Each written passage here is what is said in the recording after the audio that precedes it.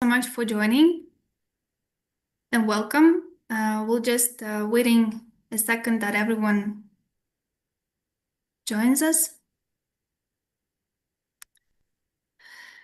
So hello everyone, and again, welcome. Thank you so much for joining us for today's discussion. This session is the second part of our two-part webinar series that we organized at DiploFoundation. In the first session, we reflected on the achievements and the challenges of the UN Open-Ended Working Group, the OEWG, the main forum for the state-led UN cyber negotiations. You can also find the link, and I think we'll also share this in the chat today, so you could access the recording from the first part. Today, however, we will look ahead, and the main goal is to explore what actually comes next, what kind of a structural platform is needed for the future of international cyber dialogue and cooperation, how do we sustain momentum, build trust, what it is actually possible to improve trust in the current geopolitical realities, what are possible challenges that we can already outline for the process that is expected to start in March next year.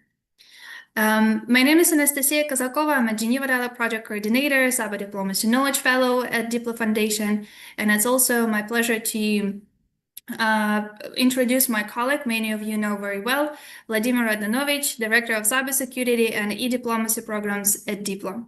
Vlada is also with us today to lead the discussion as well in the chat and hopefully to provoke us. And to reflect about the future, we are joined by the three distinguished speakers. I'm also happy to introduce them.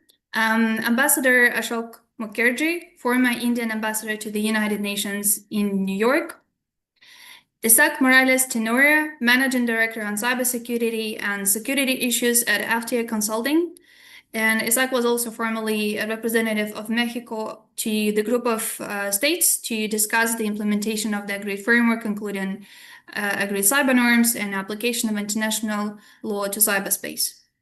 And Professor Fan Yan, Assistant Professor and Deputy Director of Cyberspace, International Law Center, and Deputy Director of International Law Department and School of Law, Xiamen University.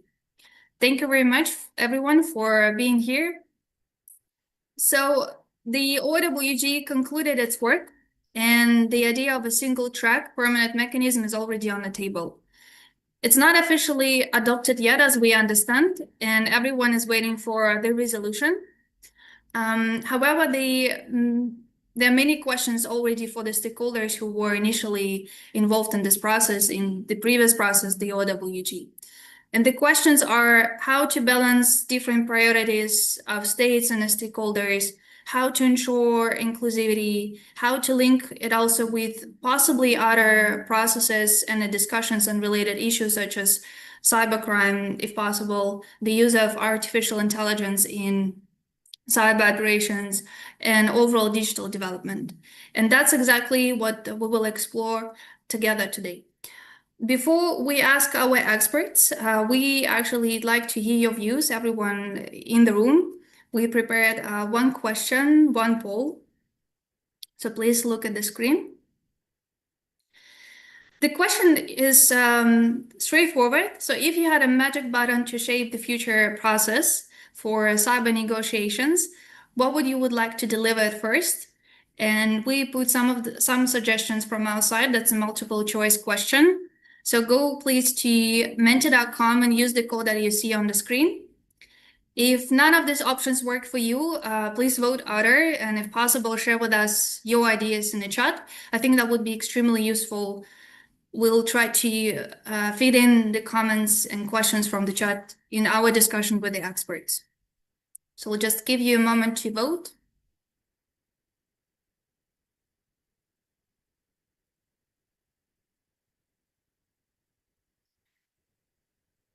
We'll keep this open and also put the code in the chat. We'll keep it open and we'll get back to the results later in the discussion. And we see some of the reflections already. So in the meantime, while everyone shares the views, Let me start the first round of the questions and probably start with Ambassador McCurdy with Ashok. And I wanted to ask first about the different priorities of states, as it was quite evident in the latest sessions of the OEWG especially. So the proposed single-track future mechanism mainly aims to put the existing framework into practice. And thus there was the clash between groups of states who wanted to solely focus on the implementation of the agreed framework, while some other countries called for the development of a new and even binding commitments. So my question to you, do you think that would be possible in this future global mechanism to address different priorities of states, especially those who ask for new or stronger commitments? And what's your overall personal take on the necessity of moving towards new and stronger rules and for stability in cyberspace? Well, thank you, Nastya, for that question. And I thank Diplo for inviting me for this webinar. We have followed these last 5 years of discussions in the OEWG with a lot of interest. Those of us who have been involved with cyber issues for now almost 20 years. And I think that the signals that have come out in the final report of the OEWG show that there is a willingness among member states to take these discussions forward. While the political focus will be on this mechanism which is to be created by that resolution, I think the areas of activity are now quite clear and important. In the Mentimeter survey that you're doing, you have put the broad areas which are of interest to member states. And I think in that context, I would just like to give some of my thoughts on 3 areas that are before us. The first is, of course, an area where in 2013 and then, of course, 2015, when the GGE norms were unanimously adopted, there was a statement that international law applies to cyberspace. You know, for a lot of states, that was a very significant recommendation and outcome. And I think that that has to be now built upon by the mechanism. Now, there are 3 separate areas where the mechanism, in my view, would do well to focus. The first is the discussions under this area of Article 51, the right to self-defense. I think that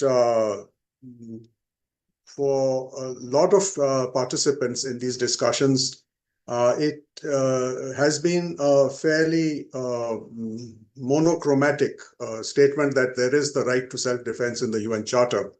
But in the work of the mechanism, we need to go a bit deeper into what this really means, especially when you have a plain reading of Article 51 of the UN Charter. You notice that it is triggered by an armed attack. So therefore, it's not a prospective, but a reactive measure. The second, and a lot of people, I think, haven't really talked about it, is that Article 51 does not allow any state to take over the mandate given by the UN Charter and international law to the Security Council.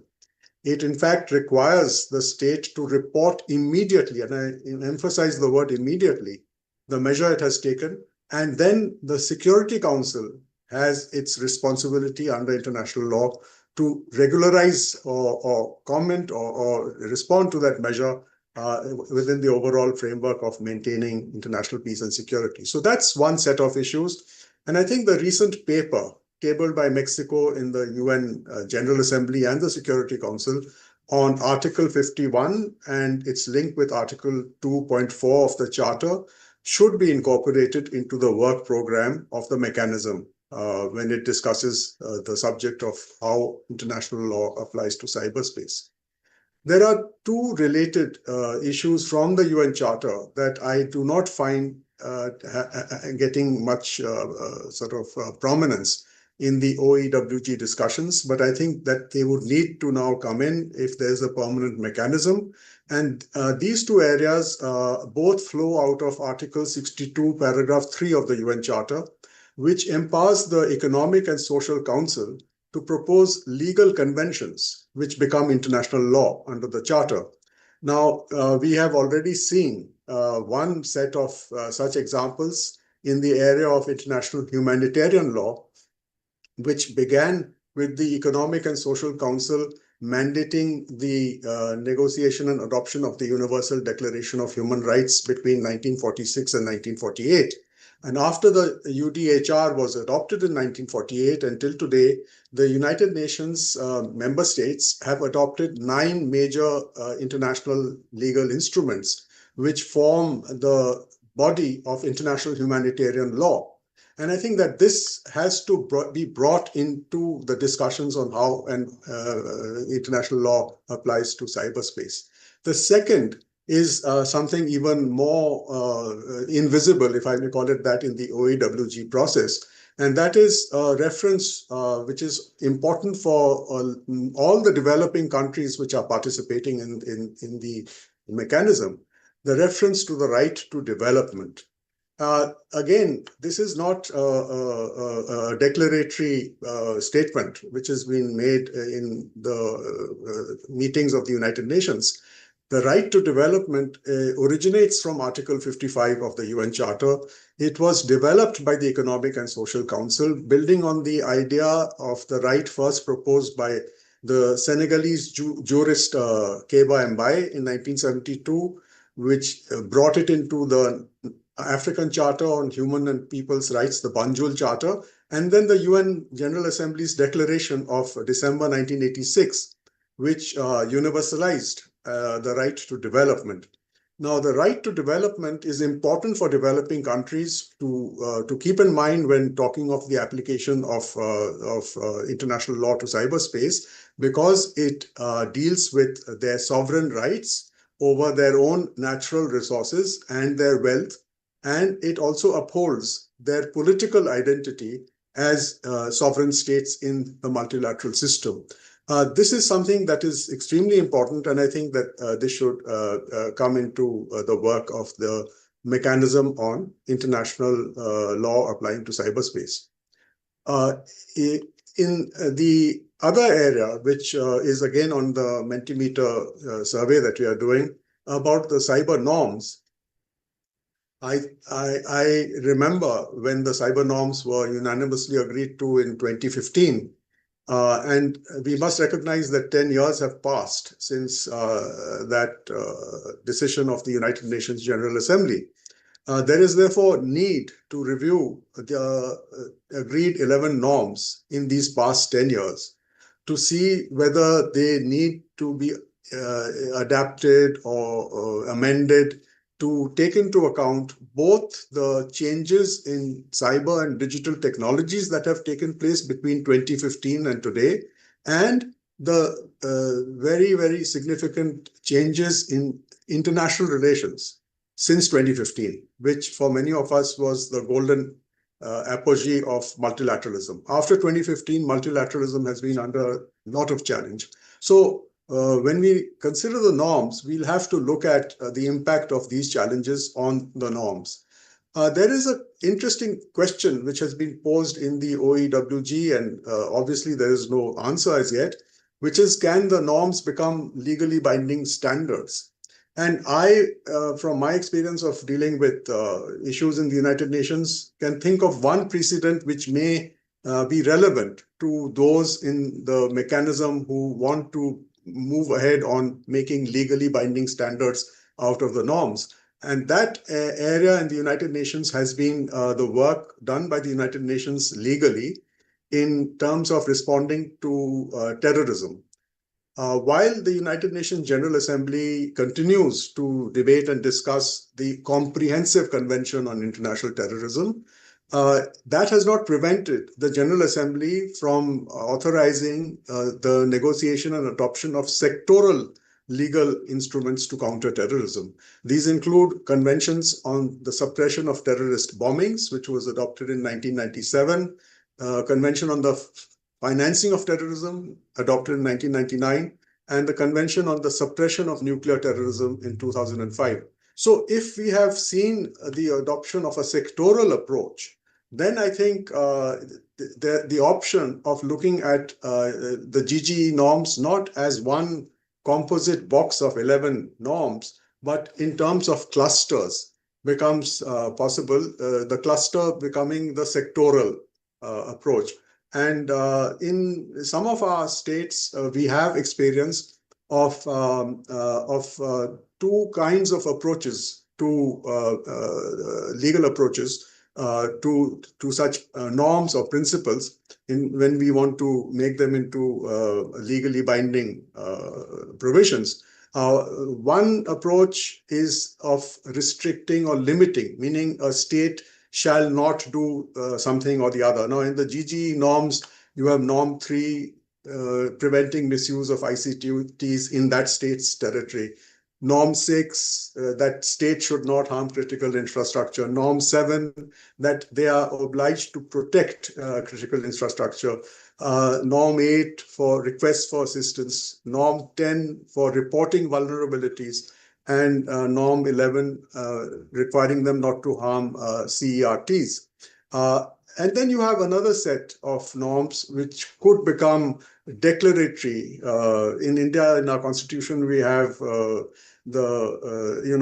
whole section in our constitution which is of a declaratory objectives. And in the GGE context, this would apply to Norm 1 for international cooperation, Norm 2 on providing relevant information, Norm 3 on cooperation to prevent crimes or terrorism, Norm 5 on upholding human rights, and Norm 9 on ensuring supply chain integrity. So this is how I would position this topic in terms of the future work of the mechanism. The third and last point that I would like to make refers to the GSCCP or the global ICT security cooperation and capacity building portal, which has been proposed and unanimously recommended, and I assume would be implemented as soon as the resolution is adopted. This is interesting for a lot of countries, including developing countries, because the idea of supporting capacity building is contained in the UN's Tunis agenda, which was adopted in 2005, and also in the discussions of the global conferences on cyberspace, beginning with the London conference in 2011. And in fact, the Hague-based Global Forum on Cyber Expertise came out of the global conference held in The Hague in 2015. And the objective of the Hague GFCE is to developing skills and capacity that addresses threats and vulnerabilities arising from cyberspace by strengthening cyber capacity and expertise globally through international collaboration and cooperation. This is a quotation from their mission statement. Now, in the OEWG, the issue was raised of financing. I think in the report, the issue of financing was not addressed. It was left open. I think in terms of our own experience, that financing has to be linked to two things. One is it must take into account a model of cyberspace, which is a partnership model between the state and private entities. And if that model is adopted and looked at, then in terms of the capacity building portal, the financing should come both from states which can contribute financially, as well as from the private sector participants in the proposed portal. And the issue of how this can be regulated or governed actually is not such a complicated issue, because if we just look at one of the specialized agencies of the United Nations, the International Labour Organization, they have managed from 1921 onwards to operate a multiple stakeholder governance structure. And a person who's come from there into the United Nations system, Mr. Guy Ryder, can be the best guide for the mechanism to advise on how this can be implemented on the ground. And finally, there is in the United Nations system an Office of South-South Cooperation. And I think that the portal must get linked with the Office of South-South Cooperation for two reasons. One is that the Office of South-South Cooperation actually has available to it the requirements of member states from developing countries, including least developed countries, which would include requirements for cyberspace, for capacity building in cyberspace. And therefore, there is already existing platform in the UN system which this portal can be interfaced with. The second is that funding for activities under the Office of South-South Cooperation is also taking place. There are at least 3 identifiable funds for South-South Cooperation, which can be made available for capacity building in cyberspace. And this includes the UN Fund for South-South Cooperation, the Perez Guerrero Trust Fund for South-South Cooperation, and the India UN Development Fund. So there are 3 specific funds which are available, in addition to funds which are contributed by member states. There's a China fund as well, I know, in the UN system, and that also I'm sure can be made available if there's this interface between the UN's South-South Cooperation platform and the proposed portal. So these are the points I'd like to make, and I thank you once again for your patience in listening to me. Thank you very much, Ambassador, for outlining a really broad agenda already for the future process, and also to giving us references to the other UN processes and bringing in the portal, which was initially the proposal from Indian delegation. And indeed, it was seems that was agreed in the final report, and we need to wait for the final resolution to see how this will further be hopefully implemented. Isaac, I'd like to now turn to you and bring in your experience. Overall, what do you think about the same question about the different priorities of states and whether it would be possible to address them in the future process? And if I may add, if the single track mechanism focuses mainly on implementation, do you think there might be risk of diplomatic fatigue or loss of ambition? So how could the mechanism stay dynamic over time? Thank you very much, Anastasia, for giving me the floor. And just let me express my deep gratitude for the organization of this discussion. It's a real pleasure to join my colleagues, and of course, very timely having this kind of multi-stakeholder from a multi-stakeholder platform, having this kind of conversations. So congratulations to Diplo to advance these efforts. Let me just begin to try to put on the table the idea also to see the result coming from the open-ended working group after these years, at least two open-ended working groups and the previous GGEs, as a result of a layer by layer multilateral process. I mean, we had at the very beginning some very precise goals coming from the GGE, and then additional topics, additional even mandates and elements were added to the initial process.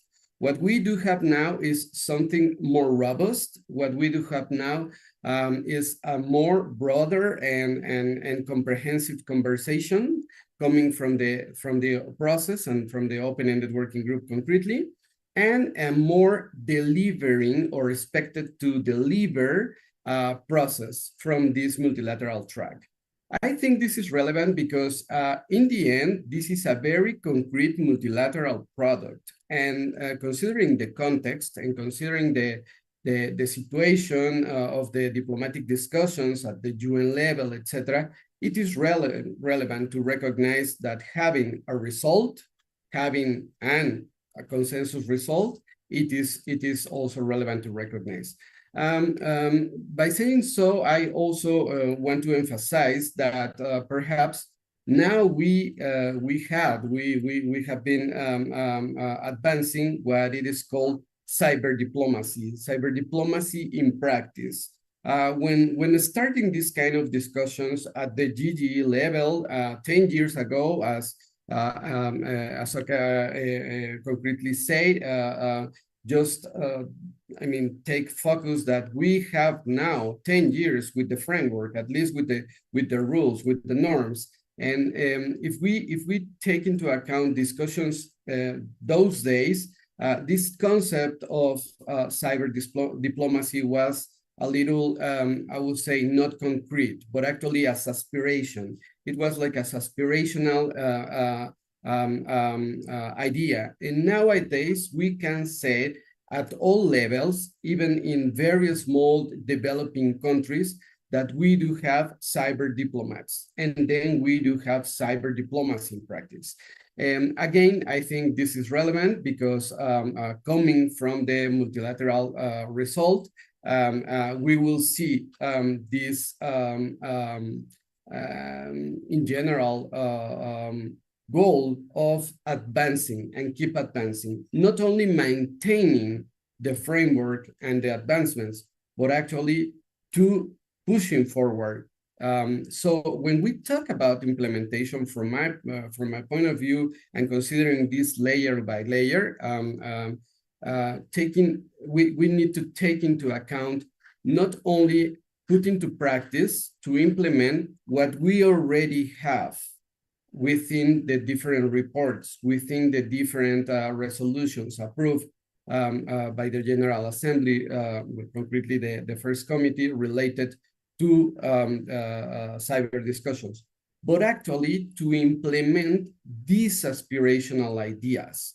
So keeping the door open to have a global mechanism, then with a plenary session and then thematic groups developing and giving the chance to maintain the discussions will keep us in the logic of not also implementing the norms, not also implementing the CVMs, not also implementing what we already have, but then discovering, advancing, discussing, and further going deeper in order to implement what I mean, could get the consensus in coming years.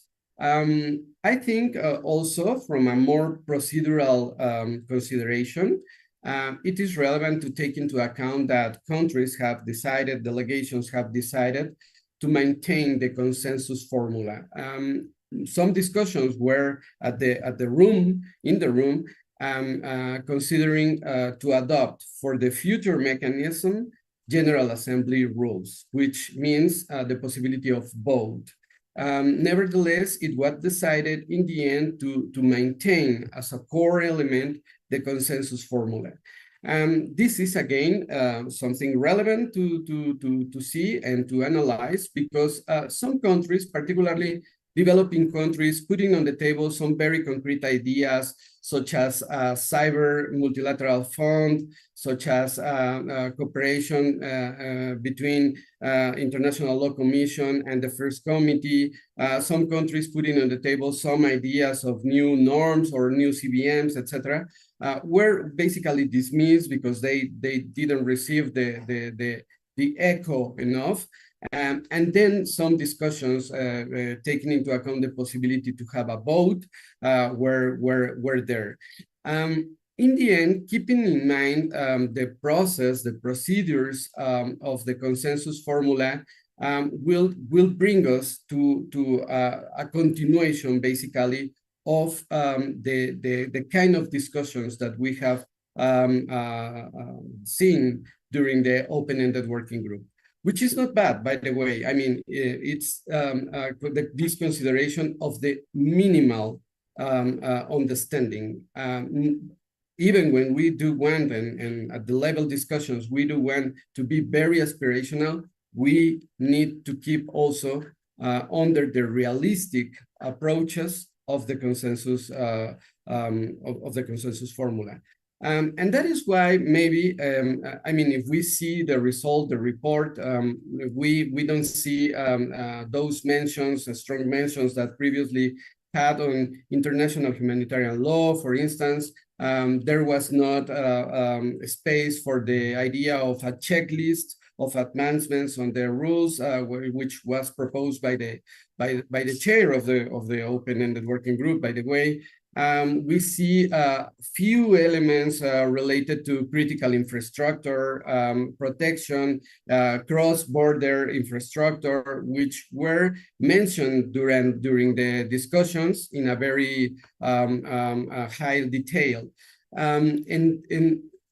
But for me, I mean, having all these elements at this stage out from the report means that we can do and we can still discuss them in the future mechanism under the consideration of these thematic groups.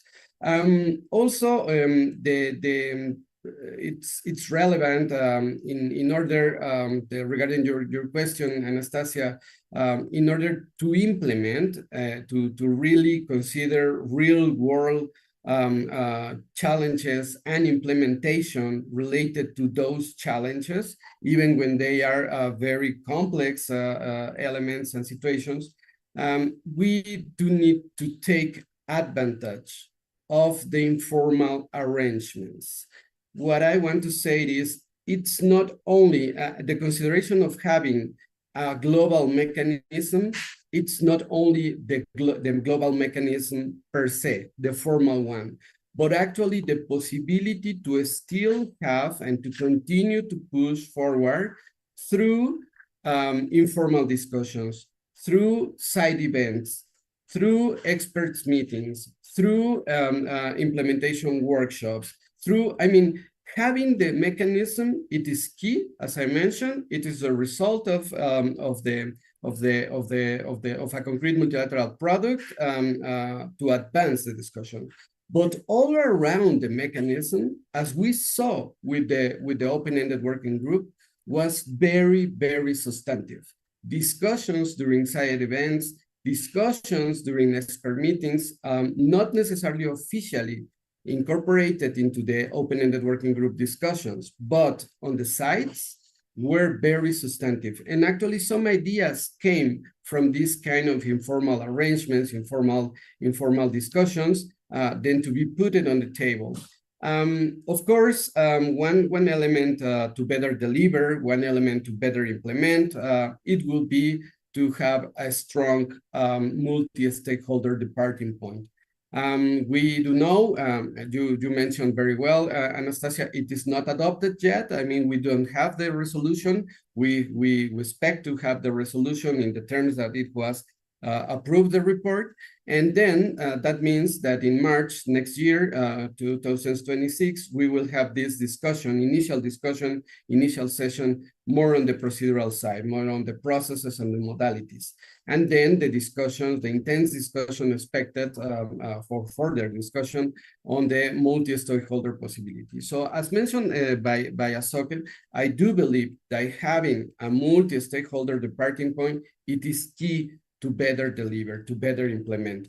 Some of the efforts considered under the CBM's ideas, under the norms framework and international capacity building, it means that we do need the private sector, we do need the service providers, we do need not only governments, but actually international organizations, academia, etc. So I hope that at least the same level of relevance that other similar processes have put on the idea of taking as a departing point a multi-stakeholder approach will be there in March next year, and there then to advance better on the implementation, taking into account this departing point. I will let here, and maybe I can back on some of the points mentioned also by my colleagues. Thank you. Thank you very much, Isaac, for highlighting this indeed a new feature in the global mechanisms, the possibility for informal discussions. The question is whether stakeholders will be able also to reorganize themselves and how this will happen, and would it actually amplify, the fragmented discussions in smaller groups with a different pace. I think that but be really interesting to see how this would be further developed and how this would interplay with the key official substantive sessions in the process, whether there was influence or not. That's really an interesting dynamics that could be as a result of this new structure of the future process. I'd like to now to turn to Professor Young and also ask you, how do you see the outcomes of the OEWG and the agreement on the future process? And maybe also to ask, given today's geopolitical tensions and realities overall, do you see the risk of the mechanism to become the hostage of the rivalries between the great powers, and whether you see some possibilities to avoid that? Thank you, Nastia, for the question, and also thanks to the Diplo for having me with this timely event. Just now, I was listening very carefully to my peer panelists. I come from a bit different background than them, so my expertise and my experience is mainly with the international legal research on related to cyberspace. So that means we've been following closely on the questions like application of existing international law to cyberspace and new treaty negotiation, and also how to come up with relevant cyber norms.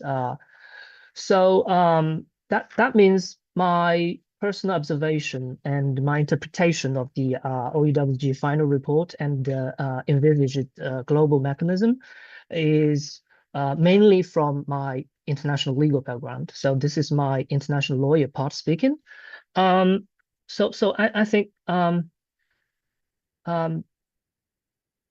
so my answer to Anastasia's first question is quite straightforward. So regarding my thought on whether the global mechanism will provide sufficient space to accommodate the diverse priorities of states, I'm quite positive about that.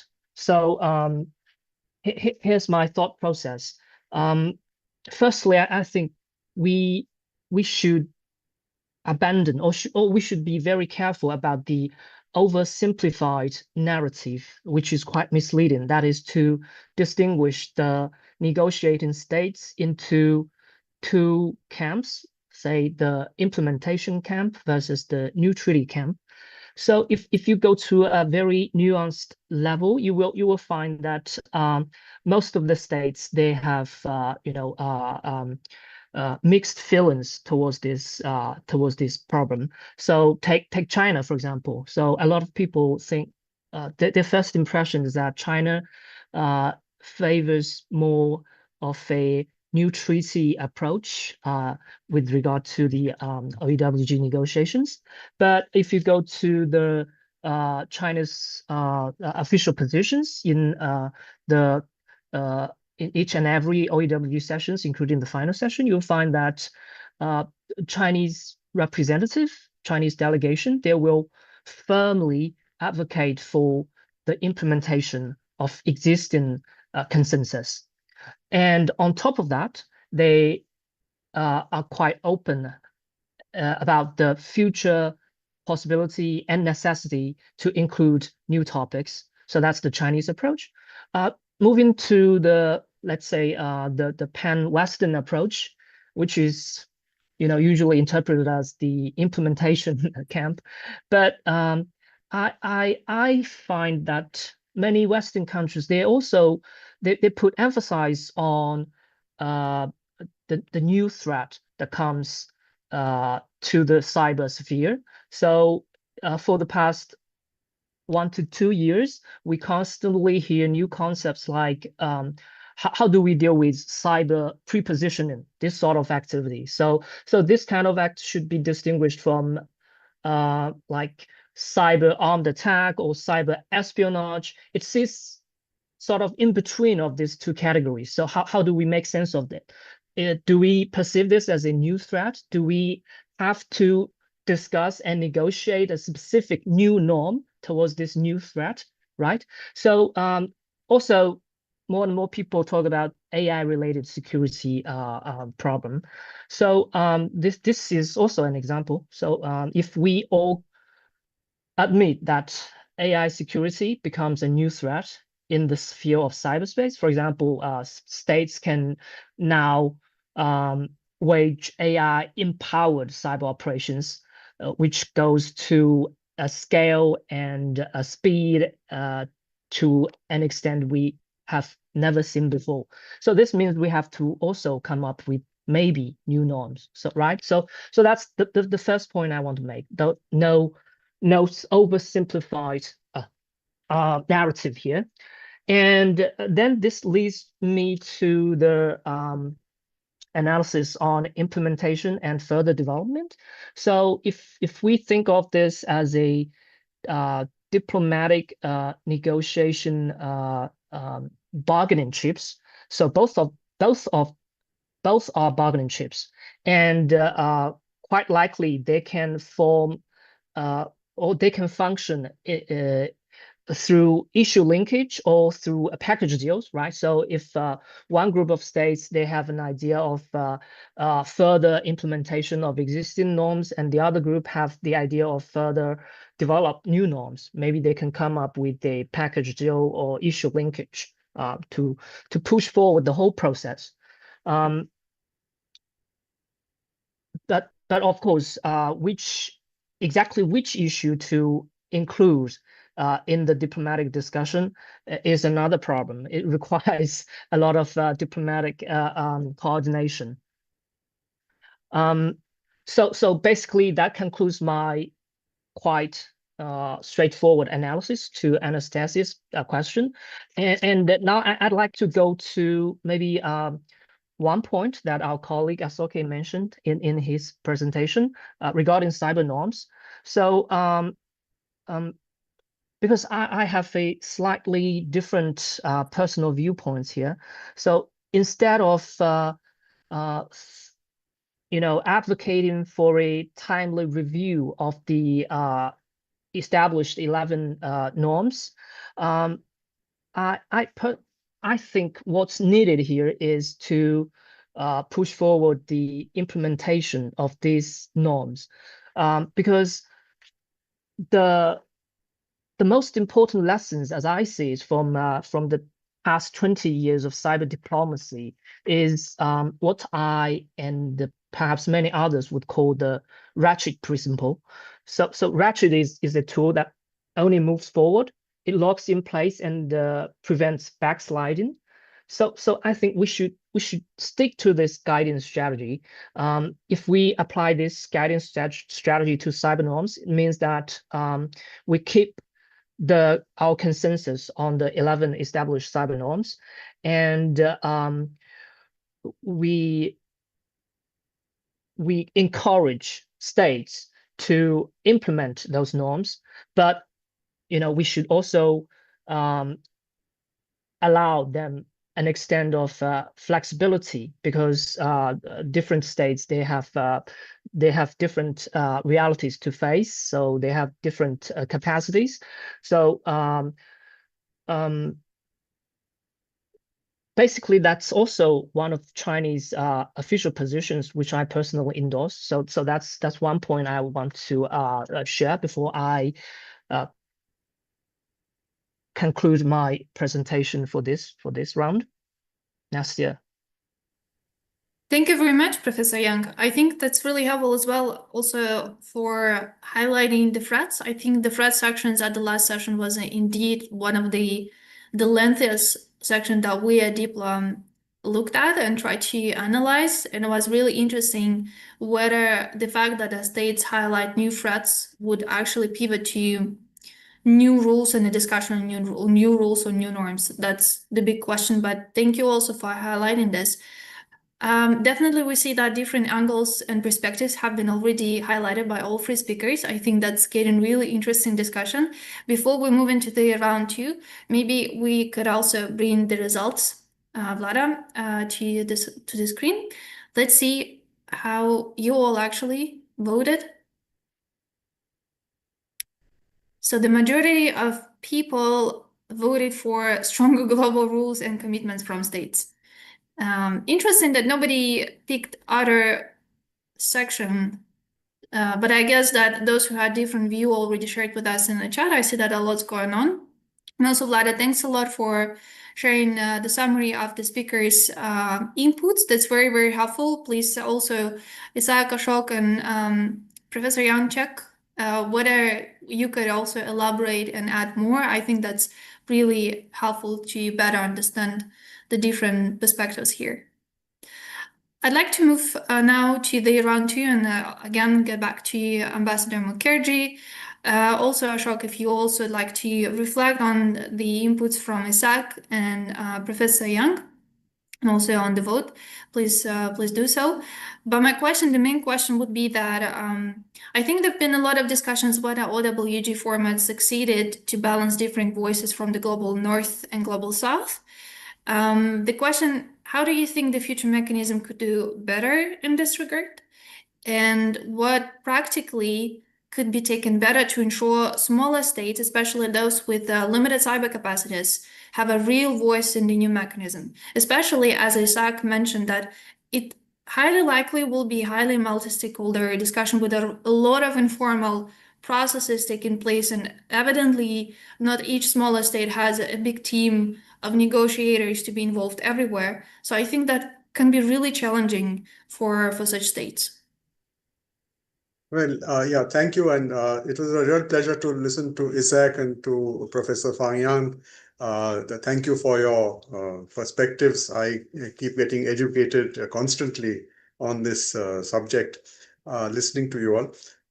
In terms of, I agree with Professor Fang Yang that it's a mixed response on the ground. It was our experience even in when we did the first 10-year review of the Tunis agenda in 2015, when there was a huge controversy over how the internet is governed. And there were two camps. One was the multiple stakeholder camp, and the other was the multilateral or state dominated camp. But you remember at the end, at 3 o'clock in the morning, we arrived at a compromise in which we put both of them into one sentence, which actually shows the reality on the ground, that the governance of the internet is both multiple stakeholder and multilateral. That was the formulation of 2015. Now, I mention this because a lot of the issues that we are talking of today will also come up in the second 10-year review of the Tunis agenda, which is due this year. Everybody seems to have put that off their radar screen. I don't see much literature on that. But I do hope that the process is underway and that we are going to address some of these issues which have been mentioned by the other speakers in the context of the Tunis agenda. Because it's while the mechanism and the OEWG are from 2015 onwards, the broader framework of why is there a global multilateral interest in cyberspace goes back to 2003 and 2005 to Geneva and Tunis. And what we do and what we want to do is as much influenced by what we agree on in the review of the Tunis agenda as what we do in the new permanent mechanism. We cannot separate the two. They are part of an integrated framework. And I mention it because if you remember the first resolution in the General Assembly in 1998 on securing cyberspace, the focus was on the human dimension. It is my fear, as I listen to various people and I read various bits of literature on cybersecurity, that we have moved to a bit far away from the human dimension. And in the chat, I see some of the specific examples that have been thrown up, and I agree with them. That how do we deal with real life issues which are impacted by digital technologies? And it's not only Article 51 and how to respond to threats, but also how do we use these technologies in a human-centric manner? And I think that this is something that I would hope the global community, which meets in a multiple stakeholder format, Internet Governance Forum, which was also extended in 2015 for 10 years, the Tunis Agenda Review, that this will all come together, that we are not going to deal with a fractured new child born in 2025 in the permanent mechanism and forget the parents, which are the Tunis Agenda and the work that went on before the permanent mechanism was created. And I say this also because of the, when we teach courses with Vlada on cyber diplomacy, there is a lot of interest in developing country students and participants on how to respond to the challenges they face in a world in which the new technologies dominate our lives. I mean, there is today in many countries, I know in my country, in India, we are now completely dependent on our biometric digital identities for everything. If we don't have that, we don't exist. So, this is something that needs to be kept sight of, the human-centric dimension of this work that we are doing.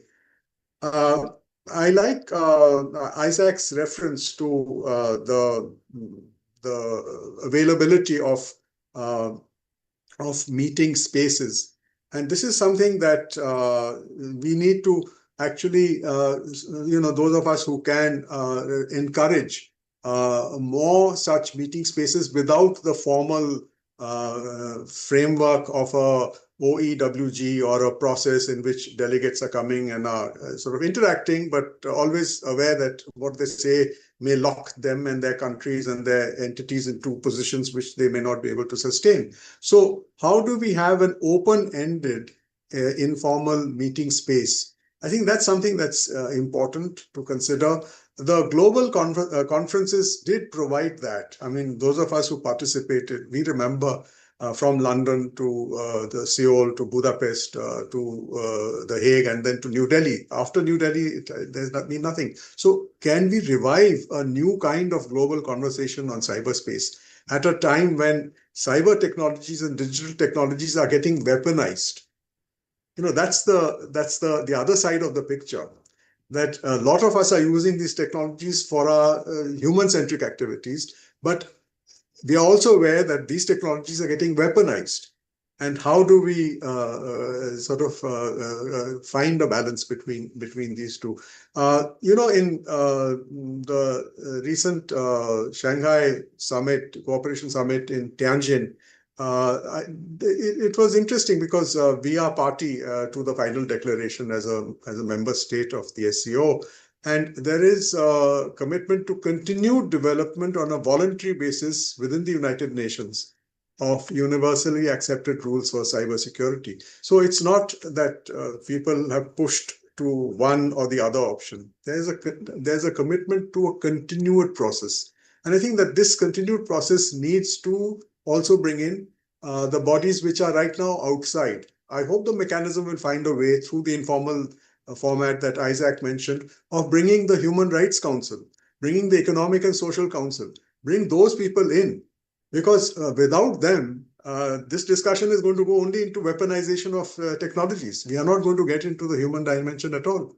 So this is something that is important. And the final point is the legal for issues which are related to the international law discussion, we must include the sixth committee, the legal committee people. When we negotiated the UN Charter, we had the International Committee of Jurists, and they went through every provision that was negotiated by the states. The member states was put to these jurists, and then it came back to become the final provision of the UN Charter. So if the mechanism is going to work on how international law applies to cyberspace, we should have a way of bringing those specialists into this process. Thank you. Thank you very much, Ashok. About the legal committee, that was a really interesting outcome of the OEWG that the separate thematic group on the international law was not agreed on. It was probably really an expectation from many stakeholders that such a committee or such a thematic group where stakeholders, especially international law experts from various countries, could help to move the discussions, really complicated discussions, forward. So let's see, maybe that could be still a part of one of those thematic groups. Thank you so much for highlighting this two sort of sides between the weaponization of the cyber technologies and still the necessity and the aspiration of many to see how the first committee process and the other processes in the UN on cyber could help to amplify the opportunities from cyber, positive opportunities for many people from many communities. And for those who are not really involved in cyber diplomacy, that might be really interesting and unusual to understand how the first committee is probably narrowly deals with the state behavior, why there's so many multifaceted and interconnected issues. But that's also an open question. Let's see how the final resolution would formulate the mandate for the global mechanism. I'd like to now turn to probably Professor Young and ask about the modalities, they call them modalities, because that was also one of the difficult topics. Many stakeholders felt frustrated. And specifically yesterday, there was an interesting meeting organized by Canada, and there was an opportunity to hear really different views. Some stakeholders were quite positive that the new mechanism could allow to really lead through the informal sessions, while other stakeholders were a bit, again, frustrated that essentially, substantively, the global mechanism doesn't really change in terms of multi-stakeholder participation. So I wonder, how do you see this picture? And whether you see the way to actually allow non-state stakeholders being more meaningfully integrated into this global mechanism in the future. Okay, Nastia, thank you for the second round of question. Again, my very simple and straightforward answer to this question is I think it makes sense that the GM inherits the modality that was used by the OEWG period. So to explain this, I also want to start from the initial debates between multi-stakeholderism and versus multilateralism, which Ashoke just now also mentioned.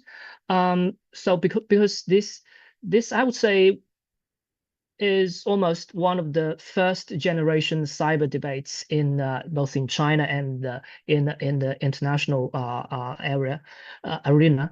So the Chinese view and probably also my personal view is that if we are discussing high politics issue related to state sovereignty, the security, probably these kind of issues be better left to the hands of the sovereign states. But we also admit that cyber is a very complex and tech-reliant area. So this means for other issues like the management of internet resources, for example, and also the development of new technical protocols, this kind of issues could be left to the hands of private sectors adopting the multi-stakeholder approach. But in the track of OEWG track we see that they've managed to strike a balance there, right? So although this track of cyber diplomacy, diplomatic dialogue is addressing a high politics issue, so that's why it is under the auspices of the first committee of the UNGA, which deals with international peace and security. But we also admit that to address these issues in a sensible way, in a fully informed way, we also need to learn from the wisdom and experience of private sectors.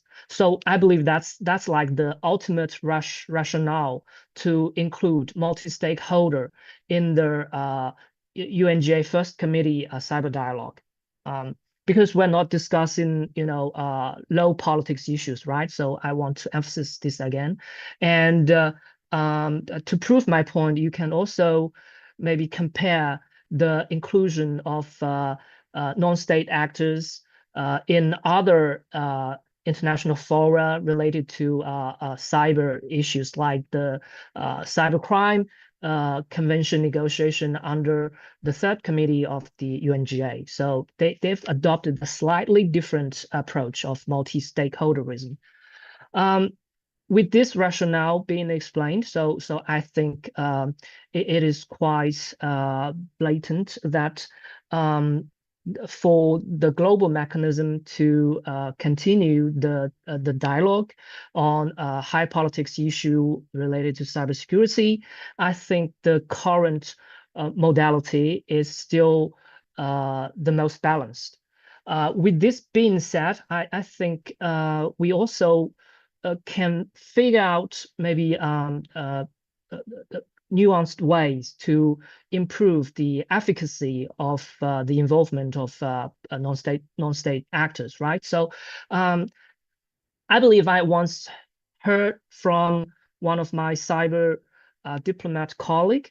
He told me that in one of the OEWG sessions, he witnessed that there were occasions that non-state actors abused the opportunity to, address the session in the formal sessions. So, like this is like a loophole that we should patch. Maybe we need to come up with a more useful mechanism to bring in non-state parties.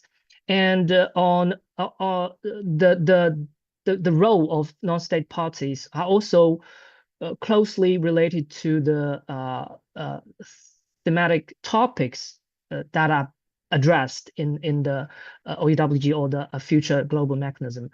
To my mind, I think like the analysis on cyber threats and probably capacity building, these two pillars, they should rely more on the contribution from non-state parties, because these two are have much to do with the technical capability, which are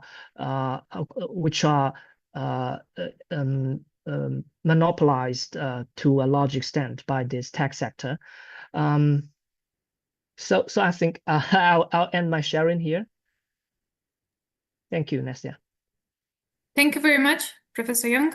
Isaac, the same question to you as well about the stakeholder participation. Maybe you could also bring in the perspective of whether regional organizations can be those who would provide the space for also parallel meaningful participation of the stakeholders.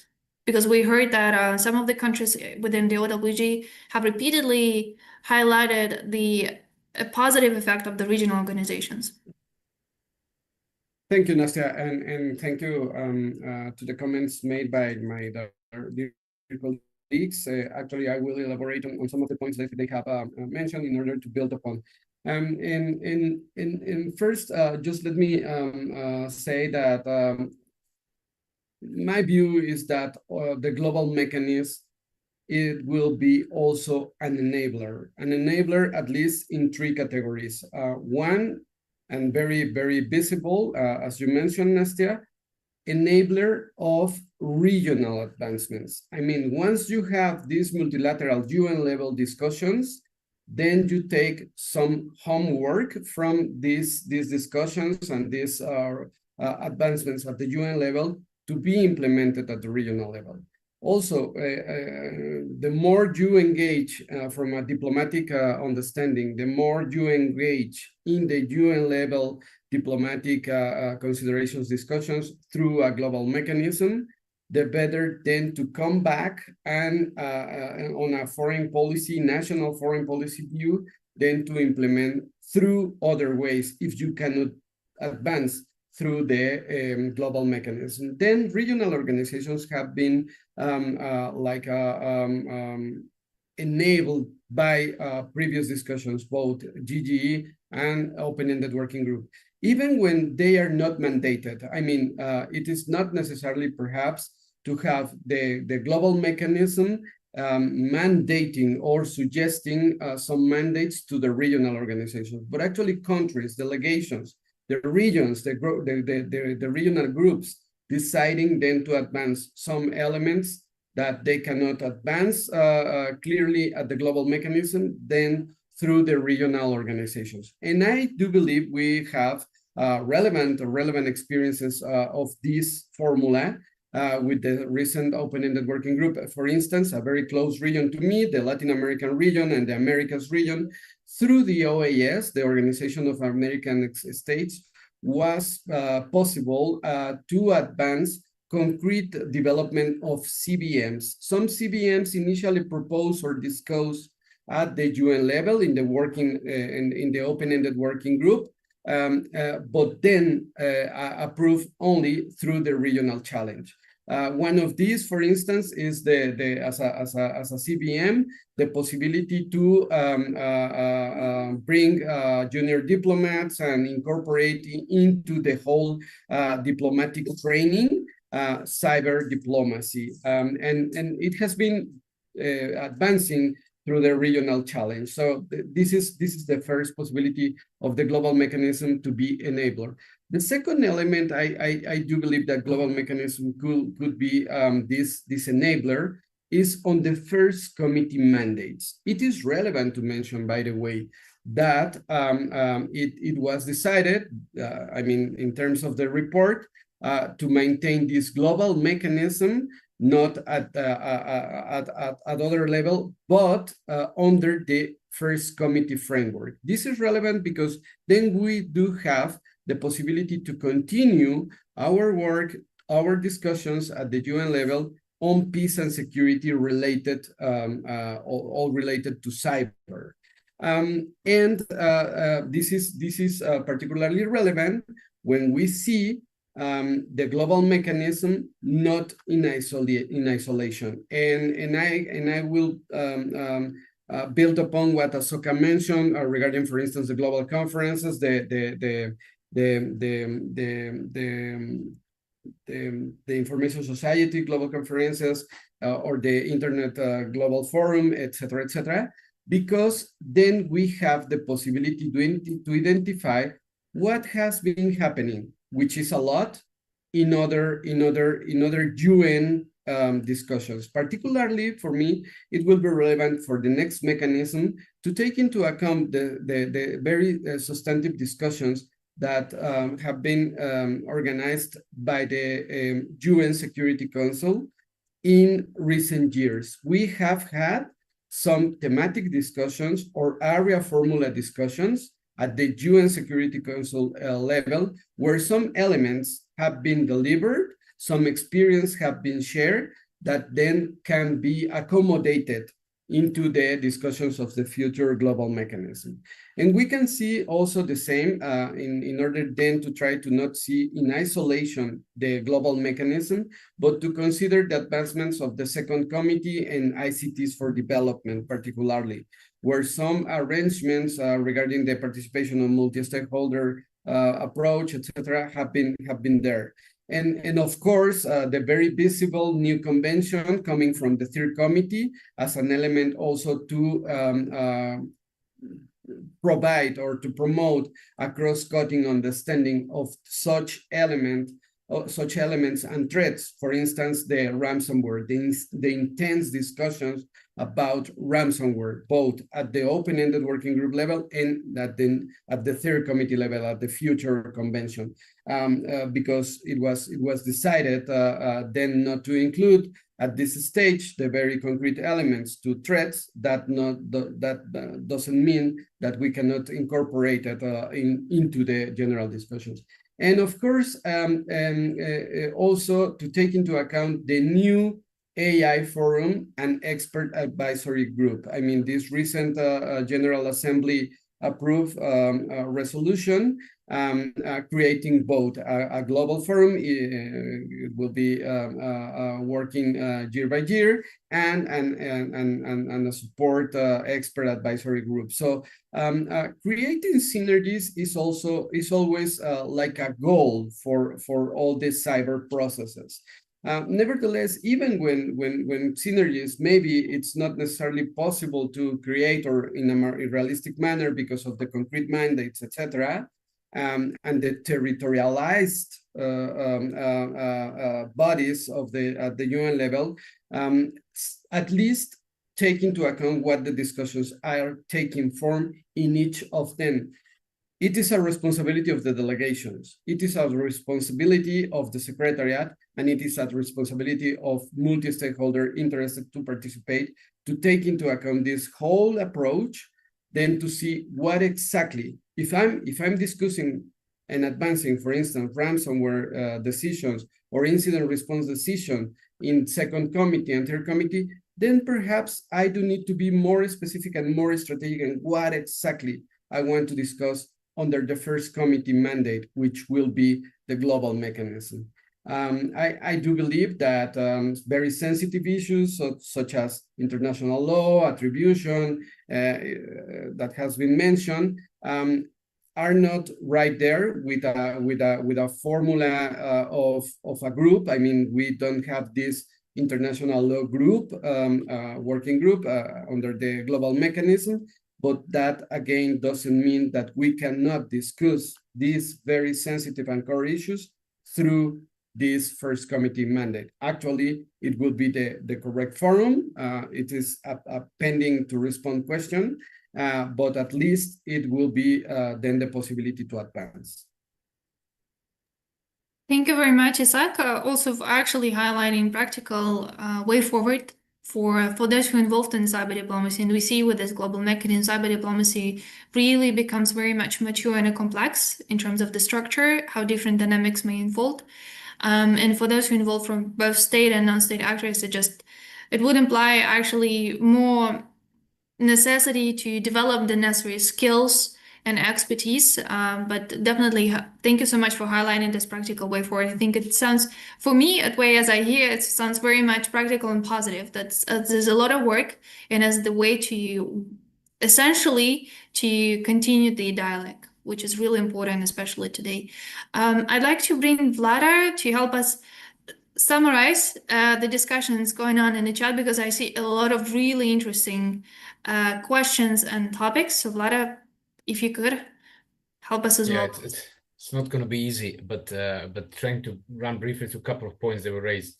Initially, discussion about the need to have practical tools for cooperation and incident response, one of the options in the poll, particularly helping developing countries, and probably not only, to learn on what are the optimal ways for cooperation and interdependence among various actors. Then the concern of the dominance of big tech influence in the whole process and negotiations on cybersecurity. Then we had a very interesting emphasis on the issue of attribution as a key obstacle to anything and everything when it comes to implementation of the rules, and not only in cyber, but probably also in AI context and so on. So what do we do with the attribution? There were discussions about the global portal, mainly support, but also how to integrate other existing portals by the multi-stakeholder community, and then the finances for that, including for capacity building, which are lacking. And as one of the participants also mentioned, there was no agreement on establishing the funding mechanism. There were comments about cyber norms that are basically the only agreed upon set of rules and should be protected by all means as a common ground and shouldn't be scrapped, because that would lead to a disaster. There was a comment that the final report does not mention involving the International Legal Commission, international law discussions. And the final one is, again, an emphasis on a role of regional organizations, which may actually unite the fragmented positions and help reaching the consensus. I'll stop there and back to you, Misty. Thank you so much. Thank you so much indeed. I also personally liked, someone said in the chat that big security headache isn't a malware, but a diplomatic fog. I think that's a really nicely said. Might provoke others to agree or disagree, but anyway, thank you so much as well. And I'd like at this stage to also invite Catherine Guitao. Again, many of you may know Catherine very well. She is a cyber diplomacy expert and former head of ICTs authority in Kenya, and formerly a representative of Kenya in the group of governmental experts, and one of the also knowledgeable experts in this field. So Catherine, over to you, maybe to share some reflections and comments and maybe to provoke us further. Thank you very much, Anastasia. And it's really a pleasure to be here and to see old friends and new. A very, very rich discussion. I almost want to step back and just say I just want to reflect on all the things that Ashok, Isaac, Professor Yang, and Flada, yourself, have said, because they're very thought-provoking. I will start maybe with the questions that were in the Menti poll. And I usually don't think of them as separate things, but as things that are part of this successful solution that we're all looking for. Good rules, yes, but if there are no practical tools for making them a reality in every country, they might just remain on the shelf. And inclusion of the private sector and stakeholders, I was checking some statistics and I saw that 4 out of 5 people in the world live in developing countries. And 2/3 of the world's population has access to the internet. And interestingly, this is about the same number as have, or the same proportion that have access to clean water or nutritious food. So this is a basic, and it's something that is touching the majority of the world's population in their homes, in their offices, in their school settings. And therefore, I can see why many people feel that it cannot be just states that are talking about this. And indeed, I remember very well that during the 2016-17 session of the United Nations Group of Governmental Experts is actually where the idea of the open-ended working group was born. And it came from a desire that more of the world's states should participate in this process, and more stakeholders should have a voice. And I think it's been at least much more successful than the UNGGE in this as the OEWG, because I remember this is the main question as I walked around, that people used to sort of collar me and just say, you know, what's going on there? It seems to be a very exclusive group. I don't see that as much. Countries are participating, they're actually investing in being able to participate in the OEWG, and other stakeholders are speaking out. But of course, any process that becomes larger also becomes messier.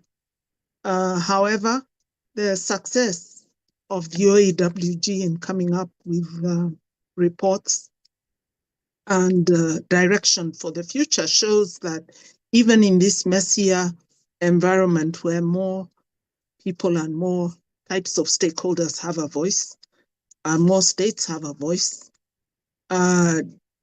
we do get commonalities that help us to move forward. Now, I'd say the other thing I noticed from the graph is that, you know, most people chose the rules as being the priority. And that's another question which often comes up. You know, norms are too weak. They're like a toothless dog. It's just barking. But everybody knows it can't really do anything if push comes to shove.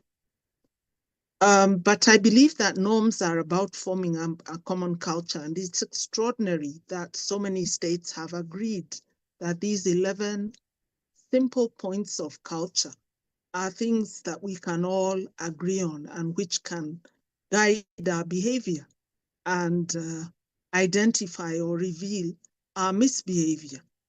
So this is very important, and I believe even strong rules are built on a foundation of good culture, which people believe in. Indeed, we're seeing around the world a tension between rules and culture.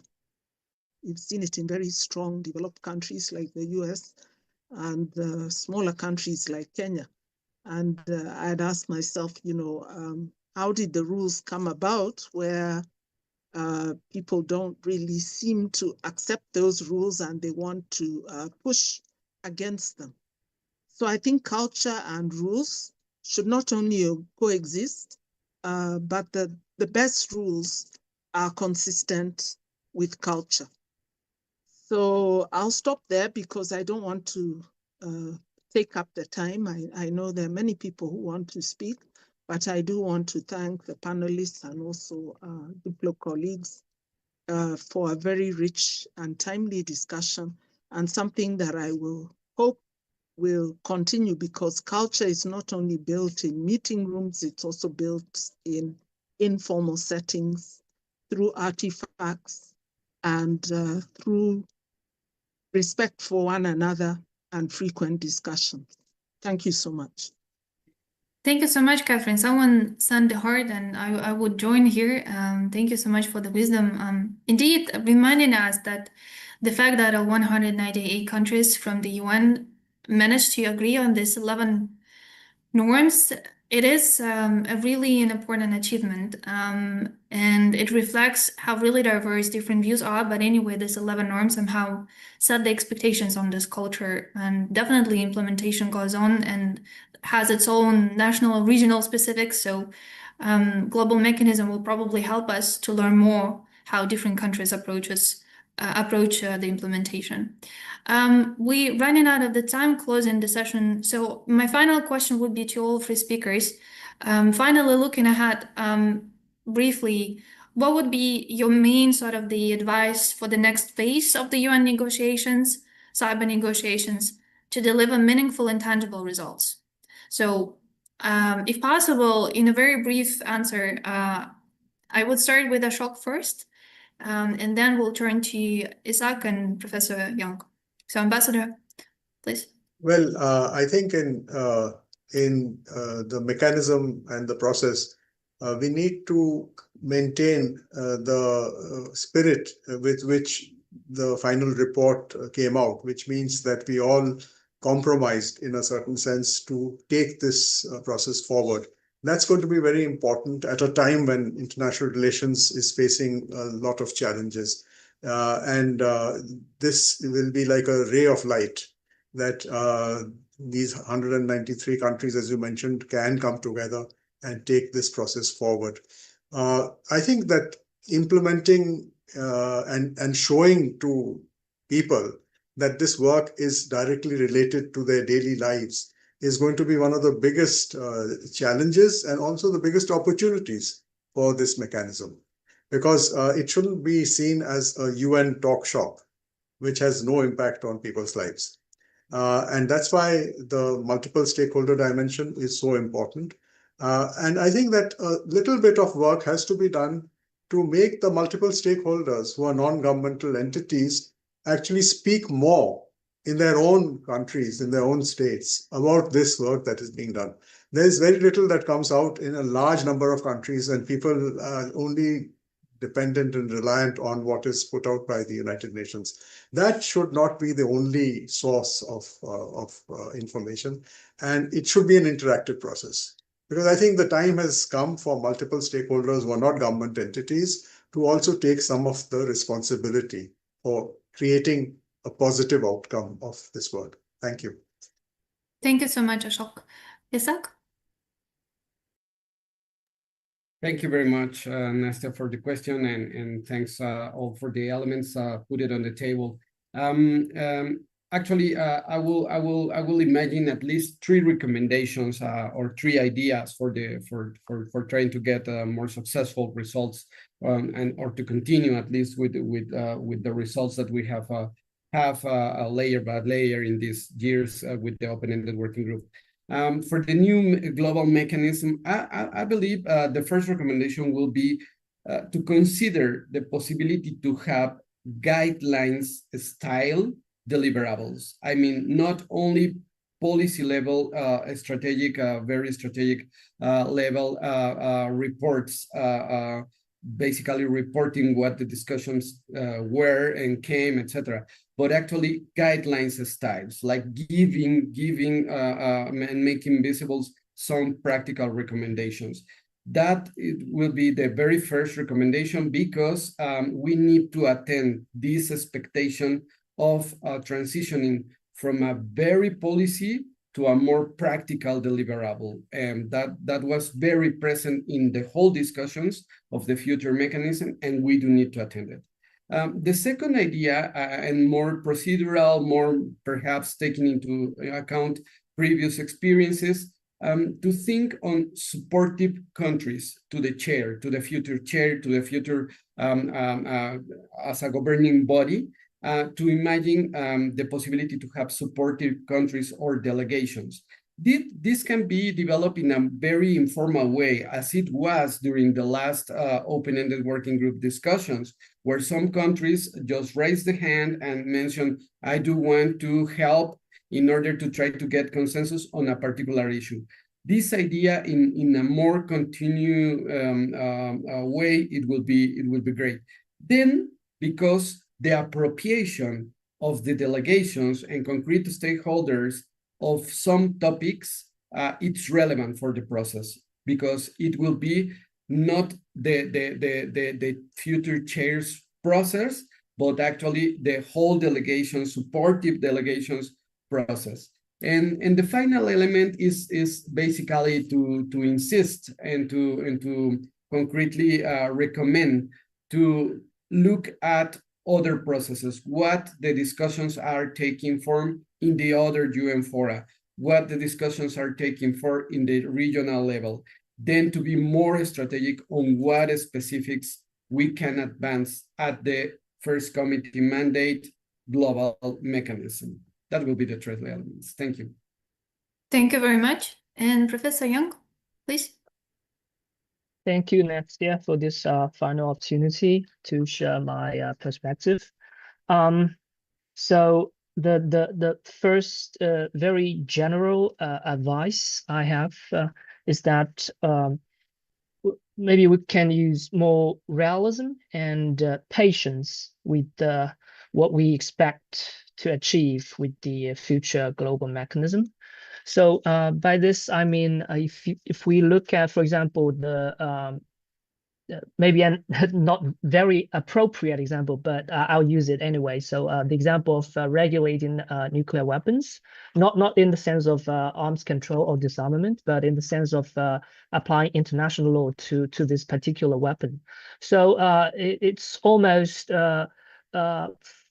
40 years before the authoritative juridical body of the international society, namely the ICJ, that issued an advisory opinion on application of international law to nuclear weapons. That is in the year 1996. So now we're talking about regulating cyberspace, regulating state behavior in cyberspace, and it's only like 20 years. So maybe we need, give the process some time, and this helps to maybe reduce some of our idealism or some of our how to say the inappropriate passion about seeking for a maybe premature legal precision. So that is like the overall general recommendation.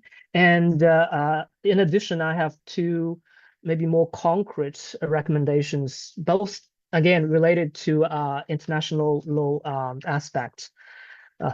So first, from my own experience, I think it's very important for us all, and especially for the global mechanism, to find a way to deepen our understanding of the nature of state behavior in cyberspace, and also to understand the harms this sort of behaviors inflict.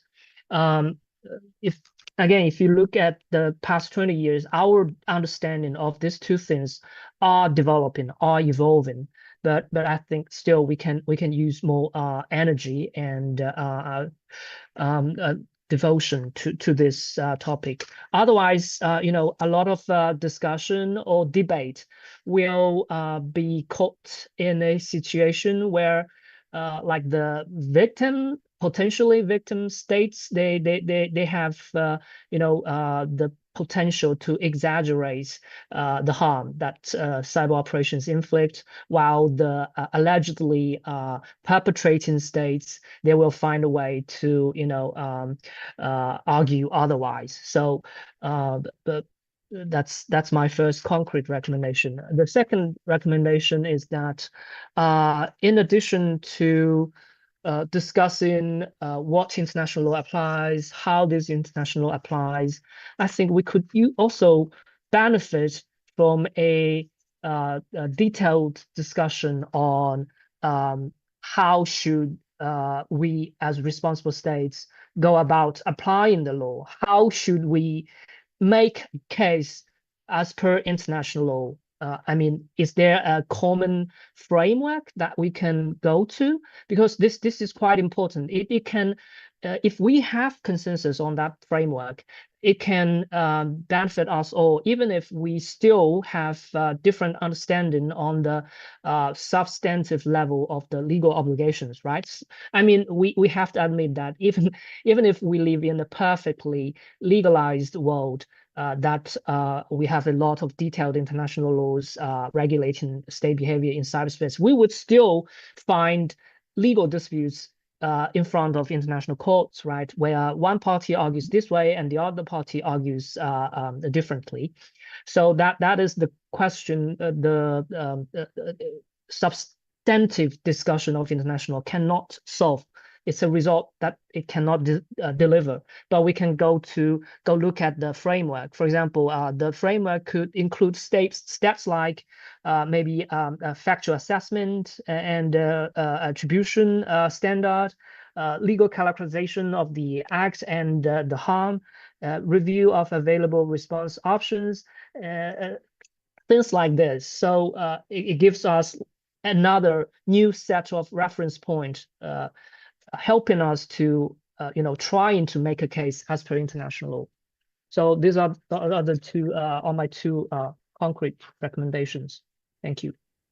Thank you so much. I would echo, indeed, this is an interesting combination of calls for rules and a stronger commitments, but at some time a lack of a deeper understanding of what actually states and non-state actors do in cyberspace, and the lack of universal, at least, access to the actual activities there and overall understanding of harms, as you highlighted.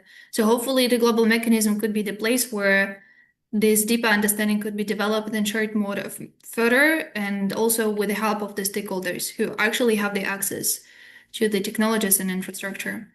I'd like to conclude at this point, and just to highlight that stop is not the end, of course, it's the continuing conversation. Today's session hopefully helped you as well to look forward with more clarity and ideas. It certainly helped me to get more educated, as Ambassador Mukherjee highlighted. It's always a pleasure to learn from other experts. And thank you very much to all our speakers and participants. Unfortunately, we had a lot of really interesting comments and we didn't have the time to